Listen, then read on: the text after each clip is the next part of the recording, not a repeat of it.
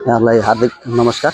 म प्रेम प्रसाद ढकाल, पर्यटन कार्यालय सौरा कार्यालय प्रमुख। आज हाम्रो कार्यालयको वार्षिक स्वीकृत कार्यक्रम अनुसार पर्यटकीय तथा धार्मिक क्षेत्रमा स्वास्थ्य शिविर कार्यक्रम अन्तर्गत आज हामी यो महाशिवरात्रिको पर्वको अवसर पारेर यो चित्रसारी मन्दिर परिसरमा रहेको चित्रसारी मावि प्राङ्गणमा हामी स्वास्थ्य शिविर सञ्चालन गरिरहेका छौँ।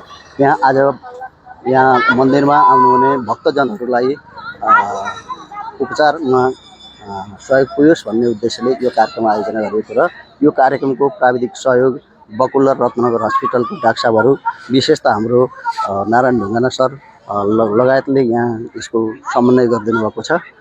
यसले यहाँ आउने भक्तजनहरू, आजका श्रद्धालुहरू सबैलाई यसले फाइदा पुग्नेछ र उहाँहरूले बढीभन्दा बढी स्वास्थ्य लाभ लिनुहुनेछ भन्ने अपेक्षा कार्यालयले गरेको छ।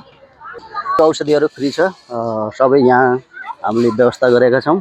यसको लागि बकुलर रत्नगर हस्पिटलले नै औषधिहरूको उहाँले व्यवस्था गरिदिनु भएको छ र हामीले कार्यालयको तर्फबाट पनि औषधिको व्यवस्था गरेका छौँ। यो औषधिहरू यहाँ निःशुल्क हामीले वितरण गर्नेछौँ र यो हाम्रो यो औषधिले जति समयसम्म पुग्छ, लगभग 3-4 बजीसम्म हाम्रो यो कार्यक्रम नियमित रहनेछ र 4 बजेपछि हामी यो स्वास्थ्य शिविर कार्यक्रमलाई बन्द गर्नेछौँ।